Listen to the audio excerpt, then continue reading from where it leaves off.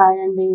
ఇప్పుడు నేను మహాభారతంలోని ఆది పర్వంలో చతుర్థశ్వాసాన్ని నేను పారాయణ చేస్తానండి. మీరు శ్రవణం చేయండి. నా పారాయణ కనుక మీరు నచ్చినట్లయితే కామెంట్ రూపంలో మీరు తెలియచేయండి. నాకు కొంచెం సపోర్ట్గా ఉంటుందండి. మీరందరూ బాగుండాలని మనస్ఫూర్తిగా బాబాని ప్రార్థిస్తానండి. ఇప్పుడు నేను పారాయణ చేస్తాను, మీరు శ్రవణం చేయండి.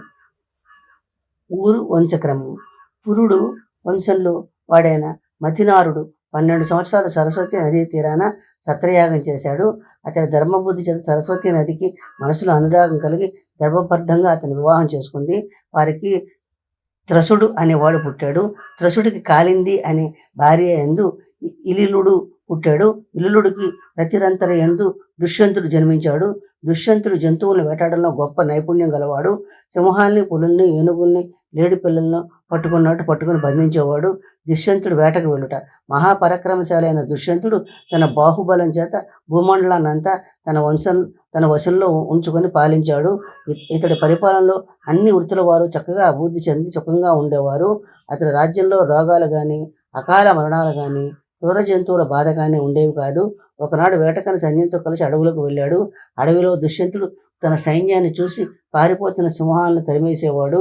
ఎదురు తిరిగి మీదకు వచ్చే జంతువులను చంపుతూ సైన్యం నుంచి చాలా దూరం వెళ్ళాడు. కొంతసేపటికి మంత్రుడు పురోహితులతో కలిసి ఒక నదీ తీరానికి చేరుకున్నారు. ఆ ప్రదేశం అంతా కమ్మటి సువాసనలతో తీయటి పండ్ల వృక్షాలు కలిగి ఉంది. ఖండవాశ్రమ వర్ణన. దుష్యంతుడు దట్టమైన అడవిలో విరామం లేకుండా వేటాడి అలసిపోయాడు. దప్పికతో పాటు ఆకలి కూడా వేస్తోంది. ఎర్ర గోరట్లు వృక్షాలన్నీ అందమైన పూలతో కనుల పండుగగా ఉన్నాయి. అశోక వృక్షాలు, పొన్నలు, మొగలి బదులు చక్కగా కాసి పంటకొచ్చిన మామిడి చెట్లు, అరటి తోటలు నిండిన ఆ వృక్ష సంపదకు అలంకారప్రాయంగా కోకిలములు, చిలకలు మధుర స్వరాలతో చెవులకింపుగా ఆలపిస్తున్నాయి. ఇదంతా చూస్తుంటే ఇంద్రుడి ఖాండవ వనాన్ని, కుబేరుడు చైత్ర రథాన్ని తలపిస్తున్నాయి. పక్కనే ఒక నది వెలగలా పారుతోంది. అట్లా పోతూ ఉండగా యజ్ఞ హవిస్సులకైన నేతి వాసనలు గుబాళిస్తున్నాయి. అగ్నిహోత్రాలు పొగతో తీగలు చెట్ల కొమ్మలని పొరచూరి ఉన్నాయి. చెట్లకు పూలు లేకపోయినా తుమ్మెదులు ఆ ప్రాంతాన్ని విడిచిపెట్టి పోలేకుండా ఉన్నాయి. ఇవన్నీ చూస్తూ ఉంటే ఈ తపోవనానికి దగ్గరలోని దివ్య మునీంద్రుల నివాసం ఉంటుందని దుష్యంతుడు మనసులో ఊహించాడు. చెవులకింపుగా చిలుకల సామవేదాన్ని గానం చేస్తున్నాయి. అవి వింటూ పరవశించి చెవులాడిస్తున్న ఏనుగులు గుంపులు అక్కడికి చేరాయి. ఏనుగులు తొండాల్లోంచి విరజిమ్మే నీటి తుంపరులు చల్లదనానికి సింహాలు సేద తీర్చుకుంటున్నాయి. పిల్లులు, ఎలకలు కలిసిమెలిసి తిరుగుతూ ఉండడం చూస్తే ఇక్కడ జాతి వైరాలు ఉన్నట్టు తెలియడం లేదు. ఇవి ప్రాణభయం లేనివే స్వేచ్ఛగాను స్నేహంగాను తిరగడం చూస్తూ ఉంటే అక్కడ నివాసం ఉంటున్న ముని పుంగవుడు ఎంత మహాత్ముడో కదా అని దుష్యంతుడు తలపోశాడు. తన వెంట వచ్చిన మంత్రుల్ని, పురోహితుల్ని అక్కడే ఉండమని దుష్యంతుడు తానొక్కడే ఆశ్రమంలోకి ప్రవేశించాడు. ఆశ్రమంలో ప్రవేశించగానే 9 రెక్కల వంటి శిరోజాలతో విరసిల్లే కన్యకామణికి చూశాడు. ఆమె కనులు తామర రేకుల్లా ఉన్నాయి. గట్టిగా గాలి వీస్తే పడిపోయేటంత సుకుమారమైనది. సన్నని నడుము గలది. నల్లని మెత్తటి ముంగురులు గలది. ఆయన శకుంతల అనే కన్యను దుష్యంతుడు చూశాడు. దుష్యంతుని చూసిన శకుంతల కూడా ఇతడు ఇంద్రుడి కుమారుడైన జయంతునితో పోల్చదగిన వాడని ఊహించుకుంది.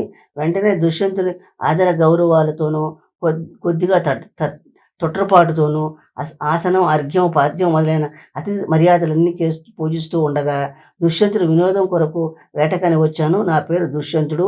ఈ రాజ్యానికి చక్రవర్తిని. కణవ మహాముని దర్శించుకొని పోదామని వచ్చాను. ఎక్కడికి వెళ్ళారు? ఎప్పుడొస్తారో చెప్పగలవా అని అడిగాడు. అందుకు శకుంతల, వారు ఇప్పుడే పండ్లు తేవడానికి అడవిలోకి వెళ్ళారు. వారు వచ్చే వరకు వేచి ఉండండి. మీ రాక తెలుసుకుంటే వెంటనే తిరిగి వస్తారు అంది. ఆమె అందచందాలను, వినయ విధేయతలను చూసి తప్పక ఈమె కన్యే అయి ఉంటుందని ఊహించుకుని, నీవెవరు, ఈ ఆశ్రమంలో ఎందువల్ల ఉంటున్నావు అని అడిగాడు. అందుకు శకుంతల తన జన్మ వృత్తాంతం తెలుపుట. రాజా, ధర్మస్వరూపుడు అయిన ప్రజలచే ప్రశంసించబడే కణవ మహర్షి అన్న తండ్రి అన్నది. దుష్యంతుడు తనలో ఇట్లా ఆలోచించాడు. ఈమె ముని కన్యే అయితే నా మనసు ఈమెపై లగ్నమయ్యేది కాదు. కణవ మహర్షి ఇంద్రియాలని జయించిన మహాత్ముడని అందరికీ తెలుసు.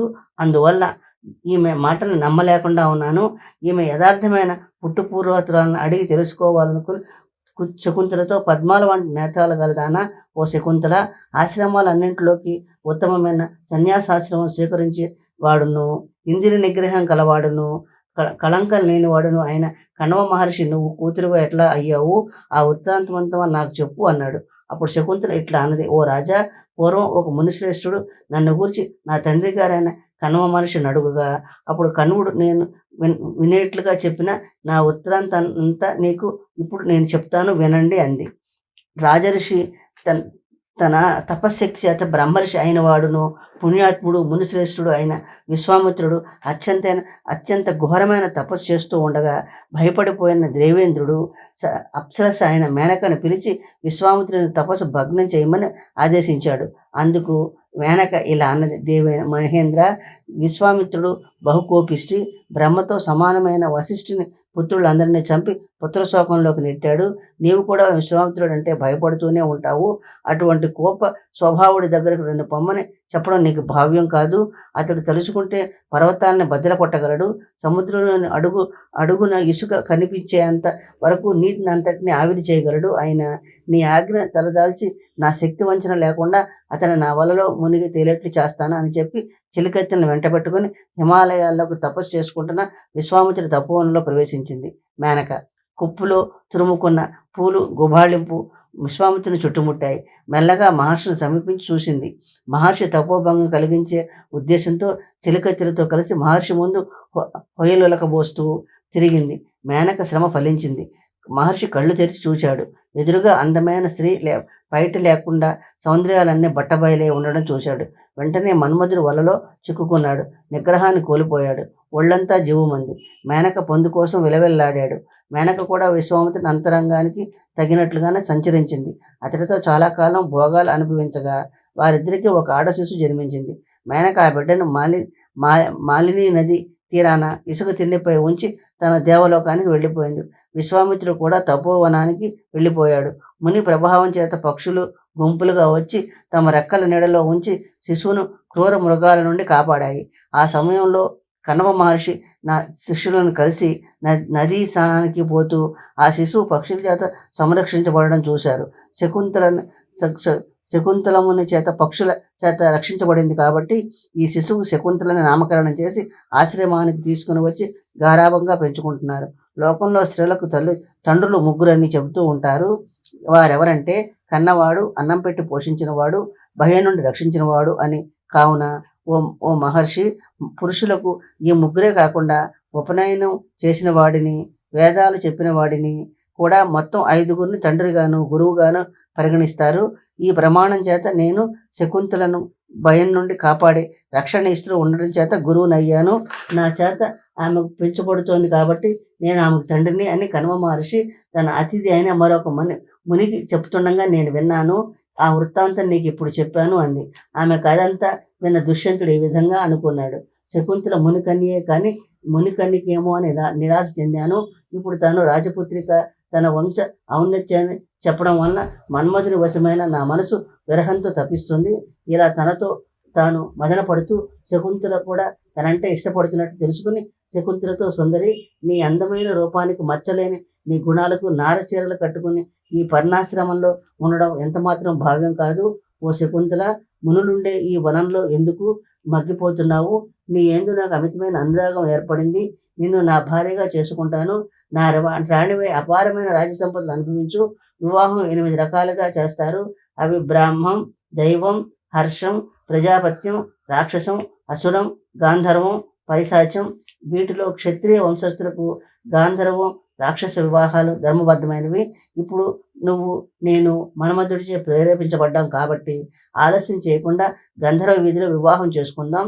నీకు సమ్మతమేనా అని అడిగాడు. అందుకు శకుంతల, మూర్తిభవించిన ధర్మాత్ములు, దయాపరులు ఆయన నా తండ్రి త్వరలోనే వస్తారు. ఆయన వచ్చి కన్యాదానం చేస్తే నన్ను నువ్వు పెళ్లాడవచ్చు అని అంది. అందుకు దుష్యంతుడు, ఓ కమలనేత్ర, తనకు తానే చట్టం కావడం, తనకు తానే దిక్కు కావడం, తనను తాను ఇచ్చుకుంటున్నట్లు తానే కర్త కావడం అని ఈ 3 లక్షణాలు గాంధర్వ వివాహానికి ముఖ్య అంశాలు. అనగా గాంధర్వ వివాహం మిక్కిలి గోప్యంగాను మంత్రాలు లేకుండాను ఉండాలి అని చెప్పి దుష్యంతుడు శకుంతలను ఒప్పించాడు. అందుకు శకుంతల కూడా ఇలా అంది, కీర్తిమంతుడు అయిన దుష్యంతుడా, నీ అనుగ్రహం వల్ల నాకు పుట్టబోయే పుత్రుడికి నీ సామ్రాజ్యానికి యువరాజును చేస్తానని మాట ఇవ్వు. నువ్వు అందుకు అంగీకరిస్తే నీకు నాకు వివాహం అవుతుంది అంది. అనగా తల్లిదండ్రులతో పాటు వల్ల తొందరపాటు వల్ల తాను పడిన కష్టం తన పుత్రుడు పడరాదన్న కారణంగా ముందు చూపుతో ఈ కోరికను కోరిందని మనం ఊహించుకోవాలి. శకుంతల మాటలు విన్న దుష్యంతుడు సంతోషంగా ఆమె కోరికను అంగీకరించి ఆమెను గాంధర్వ వీధిని వివాహమాడి ఇష్టమైన సుఖాలు అనుభవించి నిన్ను రాజభవనానికి తీసుకుని వచ్చేందుకు మంత్రుల్ని కణవ మహర్షి వద్దకు పంపుతానని చెప్పి ఒప్పించి దుష్యంతుడు తన రాజధానికి వెళ్ళిపోయాడు. ఇక్కడ శకుంతల తాను చేసిన పనికి కణవ మహర్షి ఎక్కడ కోపిస్తాడోనని భయపడుతోంది. ఇంతలో పండ్లు కందమూలాలు తీసుకుని వచ్చిన కణవ మహర్షి శకుంతలను శృంగార అహవభావాల్ని చూసి ఆమె తల వంచుకుని సిగ్గుపడుతూ ఉండడం చూసి తమ దివ్య దృష్టి చేత జరిగిందంతా తెలుసుకున్నాడు. క్షత్రియుల గాంధర్వ వివాహం శాస్త్ర సమ్మతమే లెమ్మని సరిపెట్టుకుని సంతోషించాడు శకుంతలతో. భరతుని జననము. అమ్మ, నీ కులగోత్రాలకు తగిన భర్తనే పొందావు, దానికి తగ్గట్టుగా గర్భవతివి కూడా అయ్యావు. నీ కడుపులో పెరుగుతున్న బాలుడు ఈ సమస్త భూమండలాన్ని ఏలి చక్రవర్తి అవుతాడు. నీ ధర్మ ప్రవర్తనకు మెచ్చాను. ఏదైనా వరం కోరుకోమని కణవ మనిషి అడుగుగా శకుంతల నాకు పుట్టబోయే పిల్లవాడు దీర్ఘాయువు కావాలి, ఆరోగ్యం ఐశ్వర్యం బలము గలవాడే, వంశానికి ప్రతిష్ఠ తెచ్చేవాడై ఉండాలి, నా మనసు ఎల్లప్పుడూ ధర్మంపైనే లగ్నమై ఉండాలి అని కోరుకుంది. అందుకు ఆ మహాత్ముడు శకుంతల కోరికలన్నీ ఇచ్చి అనుగ్రహించాడు. గర్భవతికి చేయించాల్సిన సంస్కారాలను చేయించాడు. ఒకానొక రోజున గ్రహాలన్నీ శుభస్థానాల్లో ఉండగా ఆమెకు ఒక మగ పిల్లవాడు కన్నది. అతడి జాతకర్మలన్నీ జరిపించి బాలుడి చేతిలో చక్రం వంటి మరెన్నో శుభరేఖలు ఉండడం చూచి ఇతడు చక్రవర్తి అవుతాడన్న లక్షణాలను సూచిస్తున్నాయని తెలిపాడు. ఆ బాలుడు సింహం లాంటి బలాఢ్యుడు, మన్మధుని తలదన్ని అందగాడు అయ్యాడు. ఆ బాలుడు భరతుడు అని నామకరణం చేశారు. భరతుడు అపారమైన బలంతో అడవి పందులను, ఏనుగులను, సింహాలను, ఖడ్గమృగాలను చెవులు పట్టుకుని లాక్కుని వచ్చి ఆశ్రమ సమీపంలో చెట్లకు కట్టేసి వినోదించేవాడు. ఏనుగుల మీద, పులుల మీద స్వారీ చేస్తూ అనేక విధాలుగా బాల్య క్రీడలను ప్రదర్శించేవాడు. అతడి బలాన్ని చూసి ఆశ్చర్యపడి అక్కడ మునులంతా అతన్ని సర్వధమునుడు అని పిలిచేవారు. బాలుడు తేజస్సు, పరాక్రమం, అందముతో సంతోషించి కణవుడు శకుంతలతో ఇటువంటి ప్రతివత్తులైన పుట్టింట్లో ఎక్కువ కాలం ఉండడం మంచిది కాదు, ఇల్లాల భర్త వద్ద ఉండటమే ధర్మం, భార్యకు భర్తయే రక్షకుడుగా ఉండాలి అన్నాడు. శకుంతలను దుష్యంతుని వద్దకు పంపుట. కాబట్టి ఓ శకుంతల, నువ్వు నీ కుమారుని తీసుకుని నీ భర్త దగ్గరికి వెళ్ళు అని చెప్పి కొంతమంది శిష్యులను తోడుగా ఇచ్చి దుష్యంతుని వద్దకు పంపాడు. శకుంతలు వెళ్లే సమయానికి దుష్యంతుడు మంత్రులు, పురోహితులు, సామంతులు, పుర ప్రముఖులతో కొలువు తీరి ఉన్నాడు. పూర్వం తండ్రి ఆశ్రమంలో తన ముందు చూపిన ప్రేమానురాగాలు ఆనాడు సభలో తన పట్ల చూపడం లేదు. అంటీ ముట్టినట్టు తనను ఎరుగునట్లు ప్రవర్తిస్తూ ఉంటే శకుంతల హృదయం దుఃఖంతో బద్దలైంది. ఈ రాజు నన్ను గుర్తుపట్టలేదా, లేక గుర్తుపట్టినా కూడా గుర్తుపట్టినట్టు నటిస్తున్నాడా? ఒకవేళ చాలా సంవత్సరాల తర్వాత చూడడం వలన మరిచిపోయాడేమో. రాజులు రోజు అనేక రాజకార్యాల్లో మునిగి ఉంటారు, అందువల్ల మరిచిపోయి ఉండవచ్చు. ప్రభువులు మూఢులు. ఆ రోజు పెండ్లి రోజులు చేసిన వాగ్దానాలన్నింటినీ మర్చిపోయి నన్ను వదిలేశాడా ఏమి? ఇతడు నా వంక చూసిన చూపులో ఆప్యాయత లేకపోగా చాలా కఠినంగా కనిపిస్తోంది. కారణం ఏమై ఉంటుంది? రాజులు కొత్త వాళ్లపైన మోజు చూపిస్తూ ఉంటారని, పాత వారిని వదిలించుకోవడానికి ప్రయత్నం చేస్తారని అంటారు. అందువల్ల బుద్ధిమంతులు వారి మాటలు నమ్మరాదు. దుఃఖంతో నిండిన హృదయంతో శకుంతల ఇంకా ఇలా అనుకుంటోంది. ఎవరైనా నిజంగా మర్చిపోతే జ్ఞాపకం చేయొచ్చు, అసలే తెలియకపోతే ఏదో విధంగా తెప్పలు పడి అయినా తెలిసేట్లు చేయవచ్చు. కానీ తెలిసి కూడా తెలియనట్టు నటించే మోసగానికి తెలియజెప్పడం బ్రహ్మతరం కూడా కాదు సుమా అని అనుకుంది. అయినా ఇంత దూరం వచ్చి ఏమి సాధించకుండా తిరిగిపోవడం మంచిది కాదు. కాబట్టి పూర్వం జరిగిందంతా చెప్పి జ్ఞాపకం చేస్తాను, ఇతని కుమారుని ఇతని దగ్గరికి చేరుస్తాను అని అనుకుని దుష్యంతునితో ఇలా అంది. రాజా, వేట అనే పేరుతో అడవులకు వచ్చి కణవ మహర్షి ఆశ్రమానికి వచ్చావు. అప్పుడు నువ్వు నాకు ఇచ్చిన వరాన్ని, నువ్వు నన్ను గంధర్వ పద్ధతిలో వివాహం చేసుకున్న గడియల్ని జ్ఞాపకం చేసుకో. ఉదయ సూర్యుని వంటి ఈ బాలుడు నీ కుమారుడు, పౌర వంశానికి అలంకార ప్రియుడు. నువ్వు చేసిన వాగ్దానాన్ని గుర్తు చేసుకుని ఇతన్ని యువరాజుగా పట్టాభిషిక్తుని చెయ్యి అని దుష్యంతుడు శకుంతలను నిరాకరించుట. శకుంతల మాటలు విన్న దుష్యంతుడు, ఓ సుందరి, నీవెవరు? నేను నిన్ను ఎప్పుడూ చూడలేదు. ఎందుకు ఈ అసందర్భ మాటలు మాట్లాడుతున్నావు? మాట్లాడింది చాలు, ఇక వచ్చిన దారినే వెళ్ళు అన్నాడు దుష్యంతుడు. మాటలు విని శకుంతి తెల్లబోయింది. కోపంతో ఎర్రబారిన కనుల నుండి కన్నీరు కారుతూ ఉండగా తల వంచుకుని క్రీకంటూ చూస్తూ ఇలా అంది. రాజా, నీకు విషయాలన్నీ తెలిసి కూడా తెలియనట్లు మాట్లాడుతున్నావు. ఎందువల్ల? మన ఇద్దరి కలయిక నీకు నాకు తప్ప రెండో కంటికి తెలియదు. సాక్షులు లేరు. ధైర్యంతో ధర్మాతులైన వారు అసత్యం పలకవచ్చునా? నిర్మలమైన కీర్తి గలవాడా ఓ రాజా, మన నివాహానికి వేదాలు, పంచభూతాలు, ధర్మము, ఉభయ సంధ్యలు, హృదయము, యముడు, సూర్యచంద్రులు, పగలు రాత్రి అనే మహాపదార్థాలన్నీ సర్వసాక్షులుగా ఉన్నాయి. ఆ మహాపదార్థాలు సాక్షిగా ఉన్నంతకాలం మానవుడు తను తాను వంచుకోలేడు. సత్యాన్ని ఎవరు దాచిపెట్టలేరు. అట్లాగే తాను చేసిన దాన్ని దాచుకోను లేడు. రాజా, నువ్వు నాకు చేసిన వాగ్దానాన్ని నేను ఎరిగినట్లుగానే ఆ మహాపదార్థాలకు కూడా ఎరికే.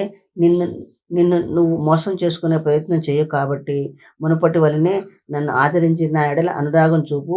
ఇకనైనా నన్ను అవమానించే ప్రయత్నం మానుకో. ఇంకో విషయం కూడా చెప్తాను విను.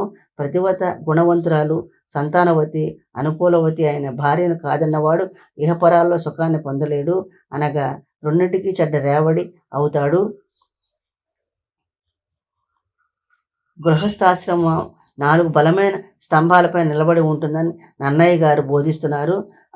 ఆ 4 స్తంభాలు ఏమంటే, 1 గృహస్థుడు యజమాని, 2 కులవతి భార్య, 3 సంతానము పుత్రుడు, 4 సత్యము పరమధర్మం. ఈ 4ంటిని ప్రాశస్త్యాన్ని బోధించడమే, శకుంతల ద్వారా ధర్మాన్ని బోధించడమే నన్నయ్య గారి అంతర్యమని తెలుస్తున్నది. రాజా, అనుకూలమైన భార్య గలవాడే కర్మలు ఆచరించగలుగుతాడు, ఇంద్రియాన్ని నిగ్రహించుకోగలుగుతాడు, పుత్ర సంతానాన్ని పొందగలుగుతాడు. ఇందుమూలంగా గృహస్థుడు పొందాల్సిన ఫలాలన్నింటినీ పొందగలుగుతాడు. అంతేకాకుండా ధర్మార్థ కామాలనే పురుషార్థాలను సాధించాలంటే హృదయానందాన్ని కలిగించే భార్య దగ్గరుండాలి. ఆమె ఉత్తమ శీలాన్ని బోధించే గురువుగాను, వంశాభివృద్ధికి ఊతకర్రలాగా ఉంటుంది. కలకాలం నడిచి ఉండే సుగుణాలకు ఆమె ఆధారం. పురుషుడికి ఇల్లాల కంటే సంతోషాన్నిచ్చే పదార్థం మరొకటి ఉండదు. భార్య బిడ్డల్ని కంటికి రెప్పలా చూసుకునేవారు ఎక్కడున్నా, పరిస్థితులు ఎలాంటివైనా, ఎన్ని ఆపదల్లో ఉన్నా వారి దుఃఖాన్ని మంచులా కరిగిపోతాయి. మరియు భార్య భర్తల్లో సగం కాబట్టి భర్త కంటే ముందే చనిపోతే పరలోకంలో కూడా భర్త రాక కోసం ఎదురు చూస్తూ ఉంటుంది. భర్త ముందుగా పోతే తాను కూడా అతని వెంట వెళుతుంది. అట్టి భార్యను అవమానించడం అధర్మం. అంతేకాదు, భర్త భార్య ఎందు ప్రవేశించి గర్భంలో నివసించి పుత్రుడే జన్మిస్తాడు. కాబట్టి వేదం చెప్పినట్లు అంగాత్ సంభవాసి అని ఉత్తమ శీలుడైన పుత్రుడు తల్లిదండ్రుల వంశాలు రెండింటినీ ఉద్ధరిస్తాడు. కాబట్టి ఒక దీపం నుండి మరొక దీపం పుట్టి వెలుగు ఇనుమడింపుంచినట్లు నీ శరీరం నుండి ఈ ఉత్తమ పుత్రుని పుట్టి ప్రకాశిస్తున్నాడు. ఓ రాజా, ఇన్ని మాటలెందుకు? నీ పుత్రుని దగ్గరకు తీసుకో, కౌగిలించుకుని చూడు. పచ్చకర్పూరంలాగా గుబాళింపులు కానీ, మంచిగంధ సువాసనలు కానీ, వెన్నెల చల్లదనం కానీ పుత్రుని కౌగిలించుకుంటే ఇచ్చే ఆనందాన్ని తాకలేవు. ఓ రాజా, పుణ్యాత్ముడు నీ పుత్రుని వంశోద్ధారకుడని, నూరు వాజపేయులు చేస్తాడని ఈ ఆకాశవాణి మునులంతా వినేట్లు చెప్పింది. ఓ ధర్మాత్ముడా, మన వివాహం సమయంలో నాకు కలిగే పుత్రుడికే యువరాజు పట్టాభిషేకం చేస్తానని మాటిచ్చావు. అట్టి పుత్రుడు ఈ రోజున నీ ముందు నిలబడి నువ్వు అతన్ని తిరస్కరిస్తున్నావు. ఎందువల్ల? సత్యవ్రతం గల ఓ రాజా, మంచినీళ్ళు చేదుకునే 100 బావుల కన్నా ఒక దిగుడు బావి మేలు. అటువంటి దిగుడు బావులు 100 కన్నా ఒక యజ్ఞం మేలు. అటువంటి 100 యజ్ఞాల కన్నా ఒక పుత్రుడు మేలు. అటువంటి 100 మంది పుత్రుల కన్నా ఒక సత్యవాక్యం మేలు. రాజా, 1000 అశ్వమేధాల ఫలాన్ని ఒకవైపు, ఒక సత్యవాక్యాన్ని మరొక వైపు ఉంచి చూస్తే సత్యం వైపు బరువు ఎక్కువ ఉన్నట్లు తూపుతుంది. అట్లాగే తీర్థాలన్నీ సేవించిన, వేదాలన్నింటినీ అధ్యయనం చేసిన, సత్యంతో సాటి రాదని జ్ఞాన విధులైన ఋషులు అంటారు. కాబట్టి నిర్మలంగా ఆలోచించు. కణ్వాశ్రమంలో నువ్వు నాకు చేసిన ప్రతిజ్ఞ గుర్తు చేసుకో. నీకే సత్యం బోధపడుతుంది. ఆ తర్వాతనే నీ పుత్రుని దయతో చూడు. రాజా, క్షత్రియులలో ఉత్తముడైన విశ్వామిత్రుడికి యోగ్యురాలైన మేనకకు పుట్టిన నేను సత్యం మీద ప్రమాణం చేసి చెబుతున్నాను అన్న శకుంతల మాటల్ని విశ్వసించక దుష్యంతుడు ఇలా అన్నాడు. స్త్రీలు సందర్భోచితంగాను అతికేట్లుగాను అసత్యాలు మాట్లాడతారు. అది వారికి పుట్టుకతోనే వస్తుంది. సుందరి, నిన్ను ఇంతవరకు పూర్వం ఎక్కడా చూడలేదు. ఏ సంబంధము లేని ఈ బాలుడిని చూపి నా పుత్రుడు అంటున్నావు. రాజ్యసభలో ఇటువంటి అసత్యాలు పలకడం నీకు తగదు.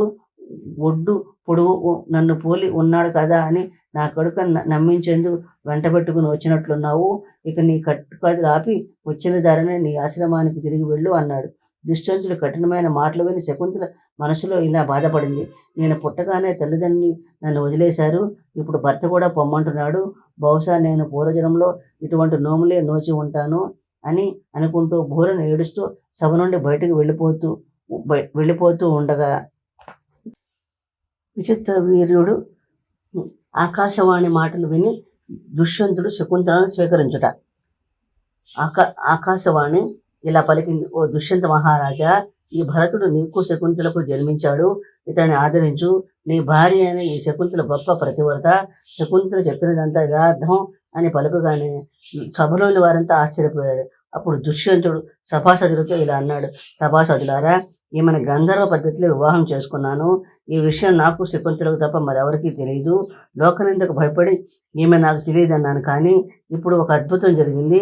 అందరూ వినేట్లుగా ఆకాశవాణి యథార్థం ప్రకటించిందని పలికి భరతుని దగ్గరకు తీసుకొని కౌగిలించుకొని ముద్దాడాడు. శంతనుడు పట్టమహర్షిగా చేసుకొని గౌరవించి సన్మానించాడు. అటు పిమ్మట భరతుడికి యువరాజ పట్టాభిషేకం చేసి కొంతకాలం రాజ్యపాలన చేసి శకుంతలతో పాటు భోగాలు అనుభవించి రాజ్యాన్ని భరతుడికిచ్చి తన తపోవనానికి వెళ్ళిపోయాడు. అటు పిమ్మట భరతుడు గంగా యమున నదీ తీరంలో అనేక యజ్ఞాలు చేసి బ్రాహ్మణులకు విరివిగా దక్షిణ ఇచ్చి సంతోషపెట్టాడు. భరత వంశక్రమం. భరతుడు తన పూర్వీకులకు తన వంశస్థులందరికీ మూల పురుషుడయ్యాడు. అందువలన భరత వంశమని పిలువబడుతోంది. భరతుడికి సునంద వలన భూమన్యుడని పుట్టాడు. భూమన్యుడికి విజయ వలన సుహోత్రుడు జన్మించాడు. సుహోత్రుడికి సువర్ణ వలన హస్తి అనేవాడు పుట్టాడు. అతడి పేరు మీదుగానే కౌరవుల రాజధాని హస్తినాపురం అనే పేరుగా వెలిసింది. హస్తికి యశోధర వలన వికుంఠుడను పుట్టాడు. అతని వసుదేవ యందు అజీమిరుడు జన్మించాడు. అజీమిరుడు కైకేయి, గాంధారి, యక్షు అనే ఋషుల్ని ముగ్గురిని వివాహమాడాడు. వీరికి ముగ్గురికి 124 మంది పుత్రులు జన్మించారు. వివిధ రాజ్యాలు ఏలారు. వారందరిలో సంవర్ణుడు శ్రేష్ఠుడు. సంవర్ణుడు సూర్యుని పుత్రిక అయిన తపతిని వివాహమాడాడు. వారికి కురుడు అనే శ్రేష్టమైన పుత్రుడు పుట్టాడు. అతని పేరు మీద కురుక్షేత్రం అన్న పేరు సార్థకమైంది. అటు కురుడికి శుభాంగి వలన విధూరథుడని పుట్టాడు. అతని అనస్సుడికి పరీక్షిత్తు పుట్టాడు. పరీక్షిత్తుకు భీమసేనుడు, అతనికి ప్రదీపుడు పుట్టారు. ప్రదీపునికి దేవాపి, శంతనుడు, బాహ్లీకుడు అనే ముగ్గురు పుట్టారు. వారిలో దేవాహి బాల్యంలోనే తపోవనానికి వెళ్ళగా శంతనుడు రాజయ్యాడు. అతనికి గంగాదేవి వలన దేవవ్రతుడైన భీష్ముడు పుట్టాడు. అంతేకాకుండా శంతనుడికి యోజనగంధి, సత్యవతి ద్వారా చిత్రాంగదుడు అనే 2 కుమారులు పుట్టారు. చిత్రాంగదుడు చిన్నతనంలోనే చనిపోవడం వలన విచిత్రవీరుడు రాజయ్యాడు. భీష్ముడు కాశీరాజు కుమార్తెలైన వారిద్దరిని అంబాలికల్ని తీసుకొచ్చి విచిత్రవీరుడికి ఇచ్చి వివాహం చేశాడు. విచిత్రవీరుడు సంతానం లేకుండానే క్షయరోగంతో మరణించాడు. అక్కడితో భరతవంశం విచ్ఛేదం అయ్యే పరిస్థితి ఏర్పడింది. అప్పుడు సత్యవతి వ్యాస మహర్షిని పిలిచి భరతవంశాన్ని విచ్ఛేదం కాకుండా నిలపమని ఆదేశించింది. అప్పుడు ఆ మహాత్ముని వలన దేవర న్యాయంతో అంబిక యందు ధృతరాష్ట్రుని, అంబాలిక యందు పాండురాజుని, అంబిక యందు చెలికెత్తి విదురుడు జన్మించారు. వారిలో ధృతరాష్ట్ర గాంధారికి దుర్యోధనాదులు 100 మంది పుత్రులు జన్మించారు. పాండురాజుకు కుంతి మాద్రి యందు యమధర్మరాజు అంశతో ధర్మరాజు, వాయుదేవుని అంశతో భీమసేనుడు, ఇంద్రుని అంశతో అర్జునుడు, అశ్విని దేవతల అంశలో నకుల సహదేవులు జన్మించారు. వీరి 5గురికి ద్రౌపది భార్య అయింది. ఆమె ధర్మరాజు వలన ప్రతివింధ్యుడు, భీమసేనుని వలన సోముడు, అర్జునుని వల్ల శృతకీర్తి, నకులునందు శతానీకుడు, సహదేవుని వలన శృతసేనుడు జన్మించారు. ఈ 5గురిని ఉప పాండవులు అంటారు. వీరి కాక ధర్మరాజుకు దేవకి వలన యౌదేముడు, భీముని వలన జరంధర వలస సర్వగురు పుట్టాడు. అర్జునుడికి సుభద్ర వలన అభిమన్యుడు, నకులునికి కరుణేతిమతి వల్ల నిరమిత్రుడు, సహదేవుడికి విజయ వలన సుహోత్రుడు పుట్టారు. వీరి కాక భీమునికి హిడింబ వలన ఘటోత్కచుడు పుట్టాడు. ఈ విధంగా ఆ 11 మందిలో ఒక్క అభిమన్యుడు మాత్రమే భర్త వంశాన్ని నిలబెట్టగలిగాడు. అభిమన్యుడికి ఉత్తర వలన పరీక్షిత్తు పుట్టాడు.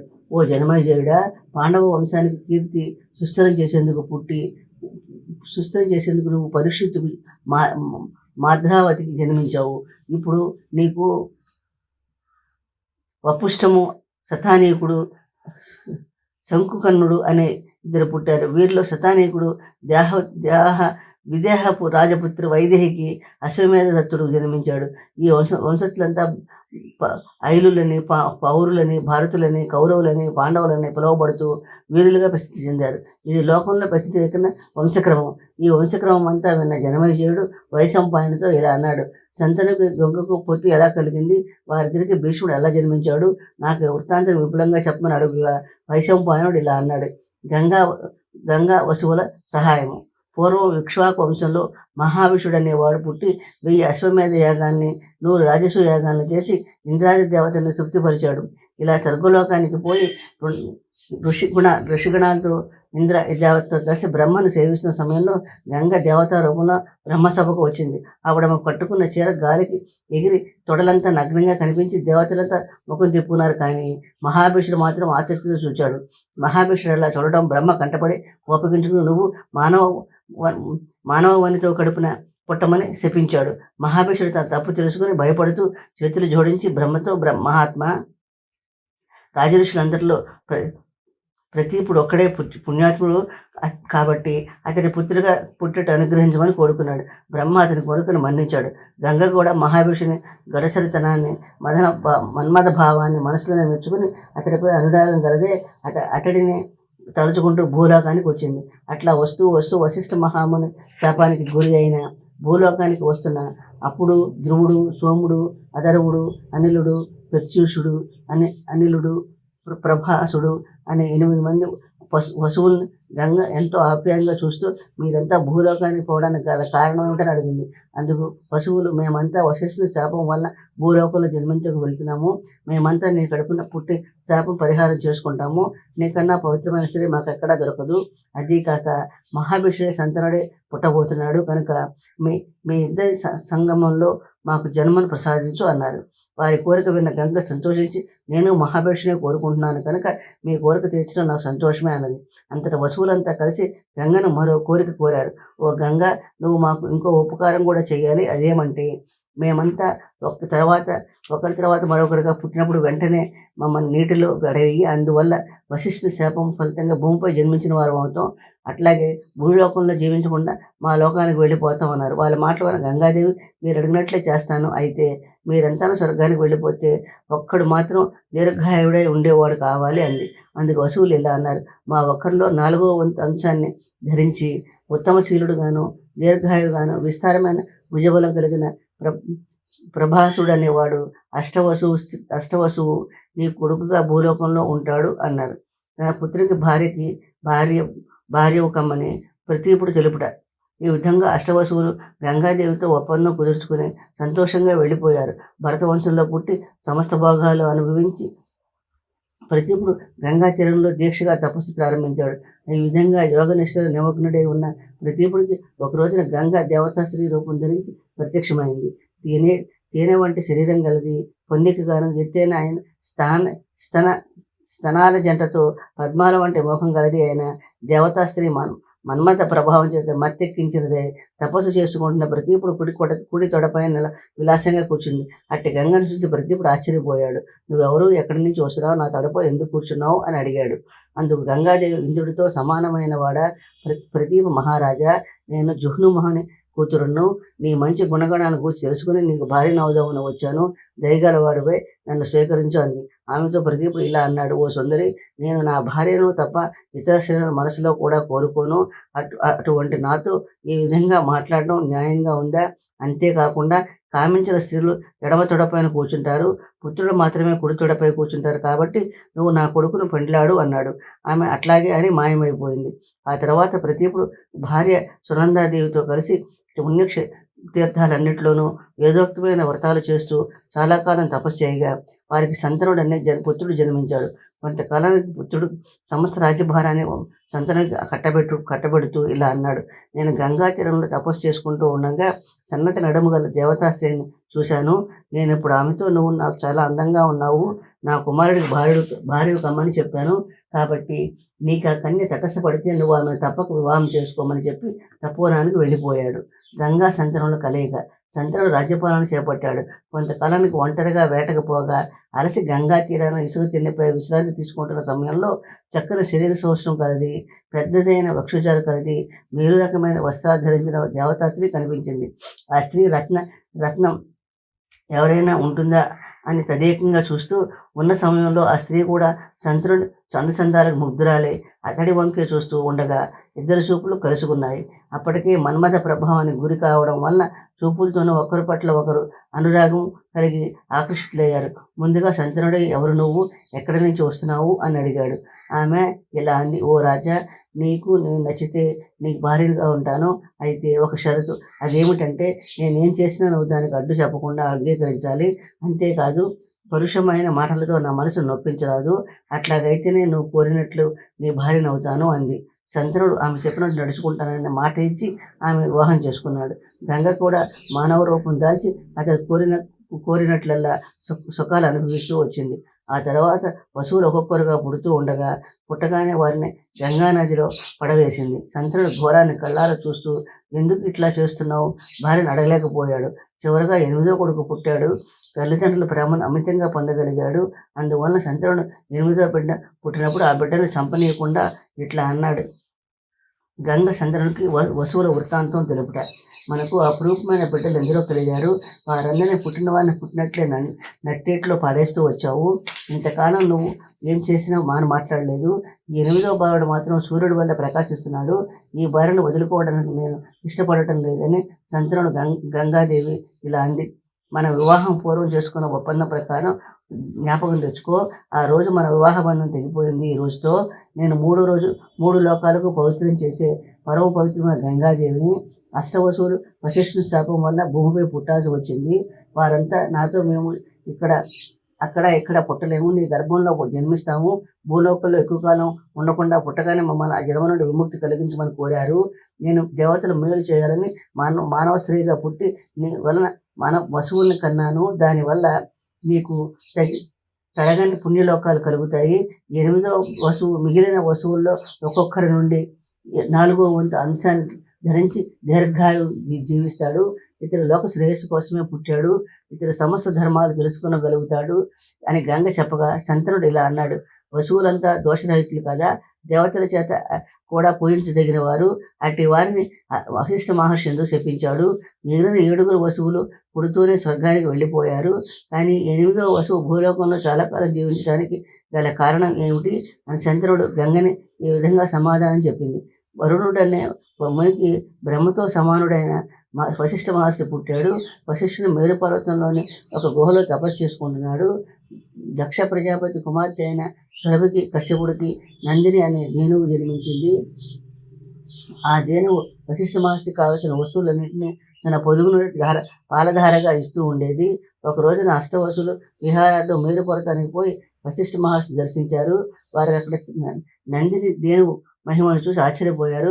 వారిలో 8వ వసువు యొక్క భార్య భర్తతో ఇలా అన్నది, నాథ, ఈ నందిని పాలు తాగటం వలన రోగాలు ముసలితనం లేకుండా 10,000 సంవత్సరాలకు పైగా బతుకుతున్నారు. దీనికి యజమాని అయిన వాడే నిజంగా ముల్లోకాల్లో గొప్పవాడు పరిగణించబడతాడు. ఈ లోకంలో నా స్నేహితురాలు ఉంది. ఆ ధేనువుని ఆమెకు బహుమతిగా ఇస్తే ఎంతో సంతోషిస్తుంది అన్నది. 8వ వసువు అయిన ప్రభాసుడు భార్యను సంతోషపెట్టాలనే తలపుతో మిగిలిన వసువులతో కలిసి ఆ ధేనువును తమతో తీసుకుపోయారు. వశిష్ఠుడు తన ధేనువు కనిపించకపోవడంతో అడవులన్నీ వెతికి చివరకు తన యోగ దృష్టి చేత ఆ వసువులు ధేనువును తీసుకొని పోయారని తెలుసుకున్నారు. వశిష్ఠుడు వసువులపైన కోపం తెచ్చుకొని మీరంతా మానవ జన్మ ఎత్తండి అని శపించాడు. వశిష్ఠుడి శాపానికి భయపడి వసువులు ఆ వశిష్ఠ మహర్షి, మేము చేసిన తెలివి తక్కువ పనే, మమ్మల్ని క్షమించు, మేము ఎక్కువ కాలం భూలోకంలో ఉండకుండా ఉండేట్లు మమ్మల్ని అనుగ్రహించమని వేడుకున్నారు. వశిష్ఠుడు శాంతించి, మీలో ప్రభాసుడనేవాడు ప్రలోభాలలోనే ఈ పని చేశాడు. మీరంతా అతడికి అనుమతి ఇచ్చారు. అందువల్ల మీరు 7 మీరు కోరినట్లే వెంటనే దేవలోకానికి వెళ్ళిపోతారు. కానీ 8వ వాడైన ప్రభాసుడు మాత్రం భూలోకంలో చాలా కాలం జీవిస్తాడు, సంతానం లేని వాడు అవుతాడని శాంతవచనాలతో పలికాడు.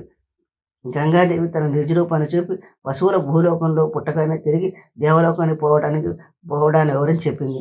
8వ వసువైన ప్రభాసుడు భీష్ముడిగా పుట్టిన వైనాన్ని శంతనుడు చెప్పి ఆ పిల్లవాడికి దేవవ్రతుడని పేరు పెట్టి అతడి పెద్దవాడయ్యే వరకు తన వద్దే ఉంటాడని గంగాదేవి ఆ పిల్లవాడిని తీసుకుని వెళ్ళిపోయింది. శంతనుడు విచారిస్తూ హస్తినాపురం చేరుకున్నాడు. శంతనుడు తన పరాక్రమం చేత భూలోకంలో రాజులందరినీ తన సామంతులుగా చేసుకుని భూమిని ప్రజల్ని రక్షిస్తూ చాలా కాలం రాజ్యం చేశాడు. ఒకరోజు శంతనుడు వేటకని గంగా తీరానికి పోతుండగా విహరిస్తూ ఉండగా అక్కడ గంగా నది నీరు లేనిది సన్నని పాయిలాగా ఉండటం చూశాడు. అఖండ గంగా నది ఇట్లా ఎందుకు చిక్కిపోయిందో శంతనుడికి అంతుపట్టలేదు. మనసులో ఇట్లా తలపోస్తూ ఈ గంగా పరివాహక ప్రాంతంలోని విహరిస్తూ ఉండగా ఒకచోట దేవవతులు ధనుర్విద్యను అభ్యసిస్తూ బాణాలతో గంగానది ప్రవాహాన్ని కట్టి ప్రవాహాన్ని నిలిపివేసేయడం చూశాడు. శంతనుడు ఆ బాలను ఎక్కడో పుట్టినప్పుడు చూడటం తప్ప దేవవతుడు గుర్తుపట్టలేకపోయాడు. దేవవతి కూడా శంతనుడు గుర్తించలేదు. వారిలో పారుతున్న రక్తపాతం చేత సహజమైన అనురాగం కలవారయ్యారు. ఇంతలో గంగాదేవి అక్కడికి వచ్చి దివ్య అలంకారాలతో ప్రకాశిస్తున్న బాలను భర్తకు చూపిస్తూ, ప్రభు, ఈ బాలుడు నీ కొడుకు. ఇతడి వశిష్ఠుడి వద్ద వేద విద్యలని చదివాడు. శుక్రుడు బృహస్పతిలాగా సకల ధర్మశాస్త్రాల్లోనూ ప్రవీణుడయ్యాడు. శ్రేష్టమైన శస్త్రాస్త్రాలను ప్రయోగించడంలో పరశురాముడంతటి వాడయ్యాడు. ఆత్మజ్ఞానంలో సనత్కుమారాదుల వలె పుణ్యాత్ముడయ్యాడు అని చెప్పి శంతనుడు కుమారుని అప్పచెప్పి వెళ్ళిపోయింది. శంతనుడు గాంగేయుని రాజధానికి తీసుకుని వచ్చి యువరాజు పట్టాభిషేకం చేశాడు. శంతనుడు ఒకరోజు యమునా తీరంలో వేటాడుతుండగా ఉన్నట్టుండి అపురూపమైన సుగంధ వాసనలు విస్తరించాయి. శంతనుడు ఆ వాసన చూస్తున్న దిక్కుగా వెళ్ళాడు. శంతనుడు సత్యవతిని భార్యగా కోరుట.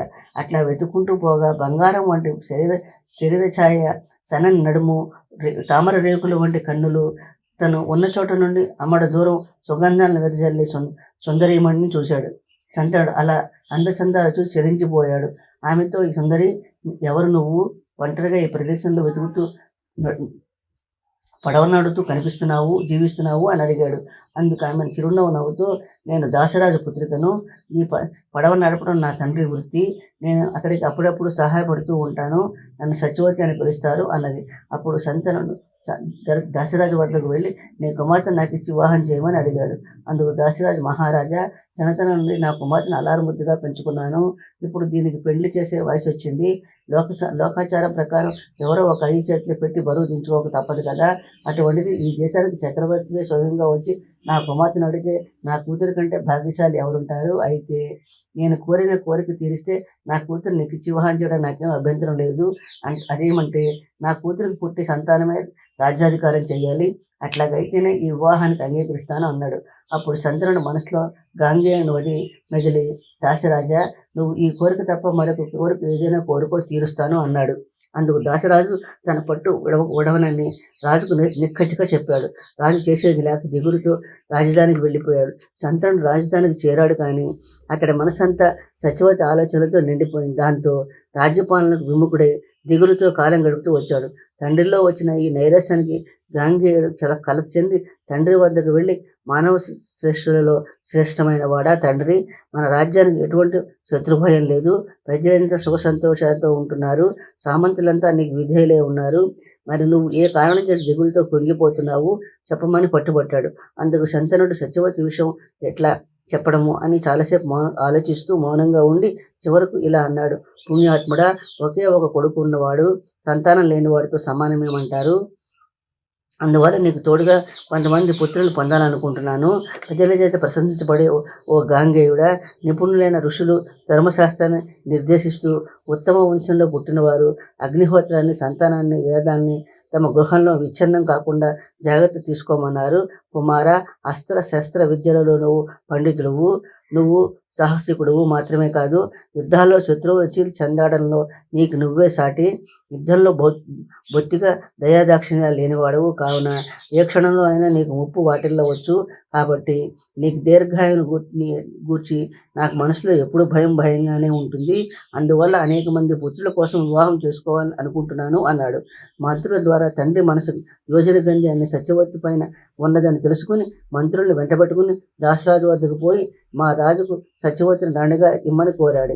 దాసరాజు దేవవ్రతుడి మాటలు ఎంతో సంతోషించి, గాంగేయుడా, నువ్వు ధర్మం తెలిసిన వాడవు, మంచి చెడ్డలు తెలిసిన వాడవు, అందులో తండ్రి కొరకు కన్యను అడిగేందుకు రావడంలో నువ్వు ధన్యుడు అయ్యావయ్యా ధన్యుడు అయ్యావని అనుకుంటున్నాను.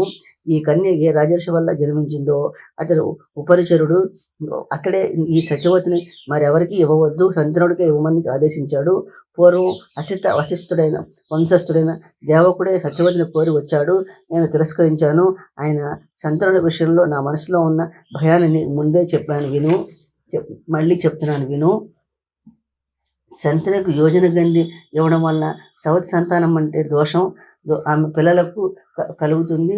అది కూడా నీ వలన ఏర్పడుతుంది. ఎందువలనంటే నీకే కనుక కోపం వస్తే త్రిమూర్తులైన నీ ముందు నిలబడలేదు. కావున నువ్వు ఏం చేస్తే ఏ దోషం నివారించబడుతుందో నువ్వే ఆలోచించి అందుకు నివారణ ఏమిటో చెప్పు అన్నాడు. అప్పుడు గాంగేయుడు మంత్రులు, సామంతులు, పెద్దలు అంతా వింటూ ఉండగా ఇలా అన్నాడు. నేను నా తండ్రి గారి కోరిక నెరవేర్చేందుకు స్థిరమైన ప్రతిజ్ఞ చేస్తున్నాను. అదేమంటే ఈమెకు పుట్టిన పుత్రుడే నా తండ్రికి రాజ్యానికి రాజు అవుతాడు. అతడికి మాకందరికీ ప్రభు అంగీకరిస్తాము. అతడే ప్రసిద్ధుడైన కౌరవ వంశాన్ని నిలబెట్టగలుగుతాడు అని ప్రతిజ్ఞ చేశాడు.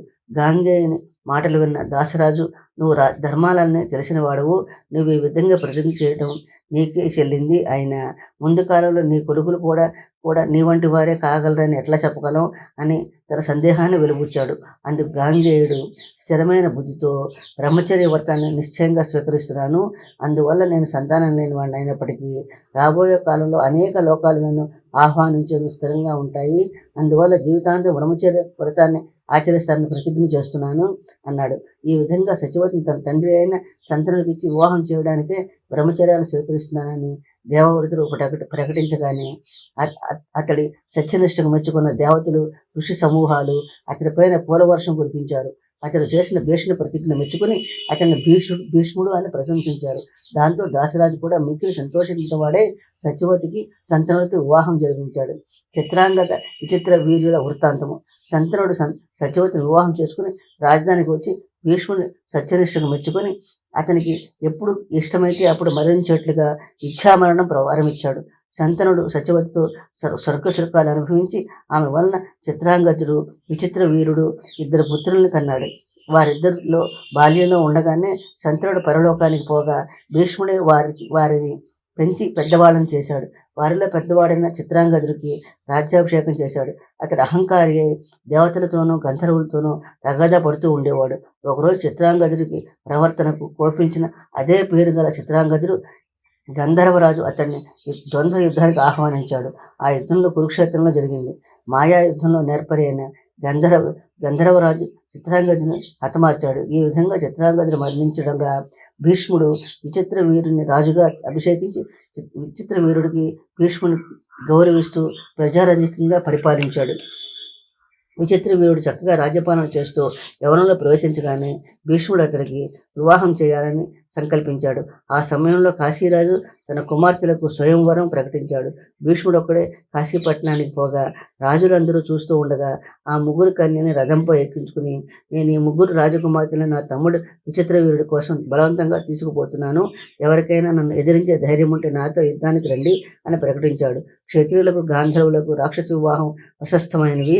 ఈ విధంగా అక్కడ చేరిన రాజుల సమూహాన్ని తన ఒక్కడే జయించి కాశీరాజుకు చెప్పి వాళ్ళ ముగ్గురిని తీసుకుని వస్తూ ఉండగా అతడి వెనకాలే సాలువుడు వచ్చి భీష్ముడితో యుద్ధానికి తలపడ్డాడు. సాలువుడు భీష్ముడితో యుద్ధం చేయట. సాలువుడు భీష్ముడిని వెంబడిస్తూ, ఓ గాంగేయుడా, ఈ రాజులందరినీ జయించాలని పొంగిపోవద్దు, నాతో యుద్ధం చెయ్యి. నా ధనుసు నుండి బయలుదేరిన బాణాలచే అరణ్యంలో చిక్కుకొని దిక్కులు తెలియని వాడు అవుతావు. పారిపోకు, ధైర్యం ఉంటే నిలబడు అన్నాడు. భీష్ముడు తన రథాన్ని వెనక్కి తిప్పాడు. ప్రళయకల రుద్రుడే నిలబడగా కురుశ్రేష్ఠుడైన భీష్ముని మండించినందుకు చూసిన వాళ్ళంతా సాల్వ భూపతి ధైర్య సాహసాన్ని మెచ్చుకున్నారు. సాలువుడు పదునైన బాణాలను లక్షలాది సంఖ్యలో భీష్ముడిని ప్రయోగించాడు. ఆశ్చర్యం కలిగేట్టుగా సాలువుడు ప్రయోగించిన బళాలన్నింటినీ భీష్ముడు మధ్యలో తుంచివేసి ఒకే ఒక బాణంతో సాలువుడు గుర్రాన్ని సారథిని చంపి అత్యద్భుతం అనిపించుకున్నాడు. ఇది చేసేది లేక సాలువుడు తిరిగి తన నగరానికి వెళ్ళాడు. ఈ విధంగా రాజుల సమూహాలన్నీ ఓడించి రాజును ప్రాణాలతో కదిలి అతని అతడి స్థానాన్ని బంధించకుండా కాశీరాజు పుత్రికలు అంబ, అంబిక, అంబాలికల ముగ్గురిని తీసుకుని వచ్చి విచిత్ర వీడికి ఇచ్చి వివాహం చేయబోతూ ఉండగా వారిలో పెద్దదైన అంబ భీష్ముడితో ఇలా అంది. అంతకు పూర్వమే సాల్వ మహారాజు నన్ను కోరుకున్నాడు. నా తండ్రి కూడా అతని మాట ఇచ్చాడు.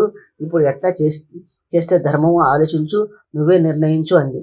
విచిత్ర వీరుడికి వివాహం మరణము. అంబ మాటలు విన్న భీష్ముడు ధర్మం తెలిసిన బ్రాహ్మణుని అనుమతితో అంబను సాల్వరాజు వద్దకు పంపి మిగిలిన ఇద్దరిని కన్యల్ని అంబిక, అంబాలిక విచిత్ర వీరికి ఘనంగా వివాహం చేయించాడు. లావణ్యవతి అయిన కాశీరాజు పుత్రికలు ఇద్దరితోనూ విచిత్ర వీరుడు రాత్రింబావుళ్ళు మన్మథ లీలలతో కూడి సంభోగిస్తూ అందంగా ఉన్న మేడ పై భాగాల్లోనూ, పూదోటల్లోనూ, ఉద్యానవనాల్లోనూ, కొండ గుహల్లోనూ, పాలరాతి అరుగులపైన రాజహంసలు నడయాడే నడబావుల్లోనూ, ఇసుక తిన్నెల మీద క్రీడిస్తూ కామభోగాలు మితిమీరడం వల్ల విచిత్ర వీరుడు కొద్ది రోజుల్లోనే చిక్కి శల్యమై మరణించాడు. భీష్ముడు అతనికి శాస్త్రోక్తంగా పరలోక విధుల్ని యథావిధిగా జరిపించాడు. సత్యవతి భీష్ముడిని వివాహం చేసుకోమని కోరట. భీష్ముడు అపారమైన దుఃఖసాగరంలో మునిగి ఉన్న తల్లిని, మరదలను ఓదారుస్తూ రాజ్యంలో ఈ లోపం రాకుండా తానే రాజప్రతినిధిగా ఉంటూ పాలన సాగించాడు. ధర్మాలన్నీ తెలిసినవాడు. తన పుత్రుడు ఆయన భీష్ముడితో సత్యవతి ఇలా అంది. శత్రువుని తప్పింపజేసే వీరుడా భీష్ముడా, సంతానంలో నువ్వు ఒక్కడవే మిగిలావు. అందుచేత ఈ వంశకీర్తిని నిలబెట్టడం కానీ, పితృదేవతలకు పిండ ప్రదానాలు చేయడం కానీ, ఈ సామ్రాజ్యాన్ని అంతా చిరస్థాయిగా నిలబెట్టాల్సిన బాధ్యత నీపై పడింది. ఒక మాటలో చెప్పాలంటే భరత వంశానికి అంతటికీ ఆధారమైన వాడవు. అందువల్ల నీవు బ్రతికి ఉండి కూడా ఈ వంశం విచ్ఛిన్నం కారాదు అని సత్యవతి అనగా, భీష్ముడు మీరు నన్ను ఆ విధంగా ఆజ్ఞాపించడం ధర్మం కాదు. నేను ఆ రోజు ఆజన్మ బ్రహ్మచర్య వ్రతాన్ని ఆచరిస్తానని ప్రతిజ్ఞ చేశాను. నేను ఇప్పుడు ఆ ప్రతిజ్ఞను వమ్ము చేయలేను. సూర్యుడు తన ప్రకాశాన్ని కోల్పోవచ్చు కానీ అగ్ని తన వేడిని కోల్పోవచ్చు గాక, చంద్రుడు తన చందనాన్ని కోల్పోవచ్చు గాక, నేను మాత్రం అంతటి ఉత్తమ వ్రతాన్ని విడువను. భూమి మొదలైన పంచభూతాలకు గంధం వంటి సహజ గుణాలు ఎలా ఉంటాయో అదే విధంగా నేను తండ్రి గారికి చేసిన ప్రతిజ్ఞ కూడా విడవను. మీరు అన్నట్లే నాకు తెలియని ధర్మాలు లేవు. శంతనుడి వంశం విచ్ఛిన్నం కాకుండా ఉండేట్లుగా క్షత్రియులకు ఒప్పేది అయిన ధర్మాన్ని ఒకదాన్ని చెప్తాను. లోకపోకడని ధర్మాన్ని ఎరిగిన పురోహితుల్ని, బ్రాహ్మణ శ్రేష్ఠుని పిలిచి ఆలోచించి చేయండి అని అందరూ వినేట్లుగానే పూర్వం పరశురాముడు తన తండ్రిని చంపినందుకు క్షత్రియులందరిపైన కోపించి రాజులనే కాకుండా రాజపత్రులను కూడా గర్భంలో ఉన్న శిశువులకు సహా అందరినీ ఒకసారి మిగలకుండా చంపేశాడు. అప్పుడు బ్రాహ్మణ శ్రేష్ఠులు ధర్మశాస్త్ర విధి ప్రకారం రాజపత్నులందరికీ సంతానాన్ని కలిగించి వారి వంశాన్ని నిలిపారు. కావున గొప్ప మనోనిగ్రహం గలవాడు, లోకపావనుడు, ధర్మమూర్తి అయిన బ్రాహ్మణుడు విచిత్ర వీరిని భార్యలను సంతానాన్ని కలిగిస్తాడు అన్నాడు భీష్ముడు. చెప్పిన మాటలకు సంతోషించిన సత్యవతి తన పూర్వ స్మృతి జ్ఞాపకం వచ్చాయి. తాను కన్యగా ఉన్నప్పుడు పరాశర మహర్షి తనను కోరుకోవడం, ఆ ముని వల్ల తన కన్య తనకు దోషం వాటిల్లకుండానే అతడి దయ వల్ల యమునా నదీ ద్వీపంలో వ్యాసుడు తనకు జన్మించడం, అతడు నన్ను ఎప్పుడు స్మరిస్తే తప్పకుండా అప్పుడు నీ వద్దకు వస్తాను వరమిచ్చి తన తపోవానికి పోవటం మొదలైన వృత్తాంతమంతా భీష్ముడు చెప్పింది. కృష్ణ ద్వైపాయనుడు సమస్త ధర్మాలు తెలిసినవాడు. తన తపశ్చేత పాపాలన్నింటినీ భస్మం చేయగల సమర్థుడు, సత్యవర్తుడు ఆయన వ్యాస భగవానుడికి అంగీకారమైతే నా ఆజ్ఞ చేత నీ తమ్ముల భార్యలందు సంతానాన్ని ప్రసాదించగలడు అన్నది. సత్యవతి మాటలు విన్న భీష్ముడు ఆ మహర్షికి నమస్కరించి బ్రహ్మదేవుడుకున్న సామర్థ్యం గల వ్యాస భగవానుడే ఈ కురువంశాన్ని నిలపాలి, ఇది అందరికీ అంగీకారమే అని అనగా సత్యవతి కురువంశాన్ని ఉద్ధరించడం కొరకు వ్యాస భగవానుడు మనసులో తలుచుకోగానే వెంటనే వ్యాస భగవానుడు ఇంద్రనీలం అని మణివలే వచ్చి తల్లి ముందు నిలబడ్డాడు. చాలా కాలం తర్వాత చూసిన తన ప్రథమ సంతానానికి సత్యవతి సంతోషంతో కౌగిలించుకొని ఆనంద బాష్పాలతో అభిషేకించింది. ఆ మునిశ్రేష్ఠుడు తల్లి కన్నీటి తుడుస్తూ నమస్కరించాడు. పురోహితుల సమూహంతో కలిసి నియమానుసారంగా భీష్ముడు ఇచ్చిన అఘ్యాది అతిథి పూజల్ని అనుగ్రహించాడు. ఆ తరువాత సుఖంగా కూర్చుని వ్యాస భగవానుడు రావించి సత్యవతి తన మహామణితో ఇలా అన్నది. ఓ వ్యాసుడా, లోకంలో పుత్రుడు తండ్రి మాటను పాటించాలి, అట్లాగే తల్లి మాటను కూడా. ఆ ధర్మాన్ని దృష్టిలో ఉంచుకొని నిన్ను ఇట్లా కోరడం ఉచితమేనని భావిస్తున్నాను. ఇతని పేరు దేవవ్రతుడు, గాంగేయుడుగా ప్రసిద్ధి చెందాడు. సాటిలేని రాజ్యాధికారాన్ని అర్హుడైన, వంశాన్ని విస్తరించగల శక్తి గలవాడై ఉండి త్యాగం చేసి ధర్మచర్యని వ్రతాన్ని స్వీకరిస్తానని ప్రశ్న ప్రతిజ్ఞ చేసి భీష్ముడిగా ప్రసిద్ధి చెందాడు. వంశం అంతటితో ఆగిపోయే ప్రమాదం ఏర్పడింది. సర్వజ్ఞుడైన నీకు ఆ విషయం తెలియంది కాదు. నీ తమ్ముడైన విచిత్ర వీరుడు యొక్క భార్యలతో న్యాయాన్ని పాలించి ఈ వంశం ఎట్లా ఎడతెగని సంతతితో ఉండేట్లా పుత్రభిక్ష పెట్టు. నీ మూలంగా భరతవంశం ఛిద్రం కాకుండా స్థిరంగా నిలుస్తుంది కుమార. వంశహితం కోరేవాళ్ళు బంధువులు ప్రజలు దుఃఖాన్ని భయాన్ని వదిలి సంతోషంగా ఉంటారు. నన్ను భీష్ముడిని కూడా సంతోషపెట్టు పట్టిన వాడు అవుతావు అన్నది. సత్యవతి మాటలు విన్న వ్యాసుడు, నువ్వు ఆజ్ఞాపించినట్లే చేస్తాను. ఈ ప్రక్రియ ద్వారా చాలా పురాతనమైనది, వేదాల్లోనూ ఉన్న ధర్మమే. ఈ కాశీరాజు పుత్రులను ధర్మనీతితో సంతానవతులను చేస్తాను. వీరు నేను చేసే వ్రతాన్ని 1 సంవత్సరం ఆచరించాలి. అప్పుడే వారి హృదయాలు పవిత్రమవుతాయి. అప్పుడే ఉత్తములైన పుత్రులు పుడతారు అన్నాడు. అప్పుడు సత్యవతి ఇలా అన్నది, రాజు లేకుండా ఉండకూడదు. రాజు లేని రాజ్యంలో ధర్మాలన్నీ తొలగిపోతాయి. దేవఋషులంతా రాజ్యాన్ని వదిలిపోతారు. అటువంటి ధర్మాత్ములు దేశాన్ని వదిలిపోతే దేశంలో వర్షాలు పడవు, వస్తువుల విలువలన్నీ పడిపోతాయి. అట్లా ఒకటేమిటి, ప్రజల జీవన విధానం అంతా అస్తవ్యస్తమైపోతుంది. కనుక నువ్వు ఏమాత్రం ఆలస్యం చేయకుండా రాజవంశాన్ని నిలబెట్టు. అప్పుడు నీ వల్ల పుట్టబోయే బిడ్డలు పెరిగి పెద్దవారు అయ్యేంత వరకు రాజ వ్యవహారాన్ని భీష్ముడే చూసుకుంటూ ఉంటాడు అని వ్యాసుడితో చెప్పి, ఋతుమతి అయిన అంబిక వద్దకు వెళ్ళి, నువ్వు ఉత్తమమైన పుత్రుని కానీ భరతవంశాన్ని ఉద్ధరించు అని ఆశీర్వదించింది. ధృతరాష్ట్రుడు పాండురాజు విదురుల పుట్టుక. కాశీరాజు పుత్రిక అయిన అంబిక చక్కనిది. వ్యాసుడు రాగానే బారాటి గడ్డం, తలంతా జడలు కట్టి నల్లగా పొడుగ్గా ఉన్న వ్యాసుని చూసి అంబిక నీరు గారిపోయింది. అసహ్యంతో కళ్ళు మూసుకుంది. వ్యాసుడు అంబికకు పుత్రుడు కలిగెట్టి అనుగ్రహించి దేహబలం పరాక్రమం గలవాడైన పుత్రుడు పుడతాడని, తల్లి కళ్ళు మూసుకోవడం వల్ల ఈ బిడ్డ పుట్టి గుడ్డివాడు అవుతాడని చెప్పాడు. ఆ మాటలో ఉన్న సత్యవతి విచారంతో వ్యాసుని అంబికకు కూడా ఒక పుత్రుని ప్రసాదించమని కోరింది. ఆ మునిశేషుడు అంబాలిక దగ్గరికి వెళ్ళగా ఆమె కూడా వ్యాసుడు తాను ఊహించినట్టుగా లేకపోవడం చూసి భయంతో తెల్లబోయింది. వ్యాసుడు ఆమెకు పుత్రుడు ప్రసాదించి, ఈమె పుత్రుడు దేహబలం పౌరుషం గలవాడుగా పుడతాడు కానీ మంచి గుణాలు కలిగిన వాడు అవుతాడు కానీ, తల్లి మహర్షిని చూసి తెల్లబోవటం చేత ఇక్కడ ఆమెకు పుట్టే పుత్రుడు కూడా తెల్లటి వాడే పాండువర్ణంతో జన్మిస్తాడని చెప్పి వెళ్ళిపోయాడు. అంబికకు పుట్టిన బాలుడు బలంలో 10,000 ఏనుగుల గలవాడయ్యాడు. కళ్ళు లేకపోయినా బుద్ధితోనూ చూడగలిగిన ధృతరాష్ట్రుని పురవంశోద్ధారకుడిగా పుట్టాడు. అంబాలిక కూడా సద్గుణాలు కలిగిన వాడైన పాండువర్ణంలో కూడిన దేహం కలవాడు, కురువంశాన్ని స్థిరంగా నిలిపేవాడైన పాండురాజు పుట్టాడు. ఈ విధంగా ధృతరాష్ట్రుడు పాండురాజు పుట్టగా భీష్ముడు వారికి బ్రాహ్మణుడి చేత జాతక సంస్కారాలు చేయించాడు. అంబిక పుత్రుడు పుట్టుగుడ్డి కావడంతో సత్యవతి దుఃఖించి మళ్ళీ వ్యాసభగవాన్ మనసులో స్మరించి వెంటనే ఆ ముని ప్రముఖుడు ప్రత్యక్షమై తల్లిని ఏం కావాలని అడిగాడు. అంబికకు మొదట పిల్లవాడు గుడ్డివాడు అయ్యాడు కాబట్టి ఆమెకు రూపవంతులైన మరొక పుత్రుడు ప్రసాదించమని సత్యవతి కోరగా, అందుకు ఆ మహర్షి ఆమె నిగ్రహం కలిగిన మనసుతో ఉంటే తప్పక మంచి కొడుకు పుడతాడని చెప్పాడు. ఈసారి కూడా అంబిక ముని యొక్క వికారమైన రూపాన్ని తెలుసుకొని భయపడి తన దాసిని అలంకరించి పంపింది.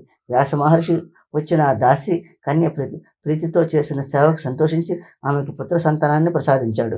ఆ మాండవ్యుడనే మహర్షి పెట్టిన శాపం వల్ల యముడే వ్యాధవ్యాసుని వలన విదురుడిగా జన్మించాడు. అందువల్ల విదురుడు కూడా విదురుడైన ధర్మశాస్త్ర పండితుడుగాను అమిత బల సంపన్నుడుగాను పుట్టాడు. విదురుడు జన్మ వృత్తాంతం విన్న జనమేజయుడు వైశంపాయనతో, మహాత్మా, జీవ సమూహాల పాపపుణ్యాలన్నింటినీ ఫలాన్నిచ్చే యమధర్మరాజుకు భూమి మీద పుట్టాల్సిన పరిస్థితి ఎలా ఏర్పడింది అని అడిగాడు. అందుకు వైశంపాయనుడు ఇలా చెప్పాడు. పూర్వం మాండవ్యుడనే మహర్షి పుణ్యక్షేత్రాలన్నింటినీ సేవించుకుంటూ ఒక పట్టణానికి చివరిన ఒక అడవిలో పర్ణశాల నిర్మించుకుని తపస్సు చేసుకుంటున్నాడు. అలా ఉండగా ఒకరోజు కొందరు దొంగలు రాజుగారి ధనాన్ని దొంగిలించి అడవి నుండి పారిపోయి వచ్చారు. రక్షక భటులు వారిని వెంబడిస్తూ వచ్చారు. ఇక రక్షక భటులు చిక్కుపోక తప్పదని భయపడిన దొంగలు మాండవ్యుని శరణు కోరారు. మహర్షి మౌనవ్రతం పాటిస్తూ సమాధిలో ఉండడం చేత వారికి ఏమీ సమాధానం చెప్పలేదు. వేరే దిక్కుదోచక దొంగలంతా ధనంతో సహా మహర్షి ఆశ్రమంలో దళదాచుకున్నారు. ఇంతలో రక్షక భటులు వచ్చి ఆశ్రమంలో దాక్కున్న దొంగల్ని ధనాన్ని రాజు వద్దకు తీసుకుపోయారు. వారితో పాటు మాండవ్యుని కూడా తీసుకుపోయి ఇతర దొంగలకు ఆశ్రయం ఇస్తున్నాడు అని రాజుకు చెప్పారు. ఆ రాజు దొంగలందరికీ మరణశిక్ష విధించాడు. మాండవ్యుడిని మాత్రం ఒక శూలానికి అతని శరీరాన్ని గుచ్చి ఆహార పానీయాలు ఇవ్వద్దని ఆదేశించాడు. భటులు మాండవ్యుని ఒక పదునైన శూలానికి గుచ్చి ఉంచారు. మాండవుడి స్థితి చూసి చలిపడి మహర్షులు కొందరు రాత్రిపూట పక్షుల రూపంలో వచ్చి, మునిశ్రేష్ఠుడా, నీ అంతటి గొప్ప తపస్సుకి ఇటువంటి బాధ కలిగించింది ఎవరని అడిగాడు. వారితో మాండవుడు ఇలా అన్నాడు. మహర్షులారా, మీరు చేసిన ప్రశ్న సమాధానం మీకే తెలుసు. ఆయన నన్ను అడిగారు కాబట్టి చెప్తున్నాను వినండి. నరుడు తన పాపపుణ్యాల ఫలంగా కష్టసుఖాలు అనుభవిస్తూ ఉంటాడు కాబట్టి నరుడు తన కష్టాలకు తానే కర్త అవుతాడు. ఇందులో ఇతరుల ప్రమేయం ఎక్కడ ఉంది? ఇందుకు ఇతరుల కారకులు ఎట్లా అవుతారు? ఈ మాటలు విన్న భటులు ఈ వృత్తాంతం అంతా రాజుకు చెప్పారు. రాజు అతను గొప్ప తపస్వి అని తన తప్పు తెలుసుకున్నాడు. వెంటనే అతని శిక్షను రద్దు చేసి ఆ మునిని శిక్ష నుండి విడుదల చేయమన్నాడు. ముని శరీరం శూలంతో బాగా దిగిపోవడం వల్ల భటులు ఎంత ప్రయత్నం చేసినా రాలేదు. ఆ శూలాన్ని నరికించగా కొంత భాగం శరీరంలో ఉండిపోయింది. అందువల్ల ఆ ముని మణి మాండవ్యుడు అని పిలిచేవారు. ఆ ముని గొప్ప తపస్సు చేసి లోకాలన్నీ తిరుగుతూ యమలోకానికి పోయి యముడితో ఇలా అన్నాడు: యమధర్మరాజా, నాకు ఇటువంటి భయంకరమైన శిక్ష ఎందుకు వేశావు? నేను చేసిన నేరం ఏమిటి అని అడిగాడు. అందుకు యముడు, నువ్వు చిన్నతనంలో తునీగలను పట్టుకుని వాటిని ఒక మేకకు గుచ్చి ఆనందించేవాడు, అందువల్ల నీకు ఈ శిక్ష విధించాను అన్నాడు. అందుకు మాండవ్యుడు కోపించి, 14 సంవత్సరాలు వచ్చే వరకు నరుణ్ణి బాలుడని అంటారు. ఆ వయసు వరకు అతడే పాపం చేసిన ఆ పాపం అతడికి అంటదు. అటువంటి బాలుడికి కీడు చేసిన వారే పాపులవుతారు. ఇది నేను చేసిన కట్టడి. నువ్వు ఈ ధర్మాన్ని విస్మరించి పాపం చేశావు కనుక నువ్వు భూలోకంలో శూద్ర వనితకు పుట్టమని శాపం ఇచ్చాడు. అందువల్లనే యముడే విదురుడే పుట్టాడని వైశంపాయనుడు జనమేజయుడికి చెప్పాడు. నా ఛానల్ని కూడా సపోర్ట్ చేయండి, సబ్స్క్రైబ్ చేయండి, లైక్ చేయండి, షేర్ చేయండి. మీరు కామెంట్ రూపంలో నన్ను సపోర్ట్ చేయండి. నాకు కొంచెం సపోర్ట్గా ఉంటుందండి. మీ కామెంట్ నాకు ఎంతో సపోర్ట్గా ఉంటుందండి. మీరందరూ బాగుండాలని మనస్ఫూర్తిగా బాబాని ప్రార్థిస్తానండి.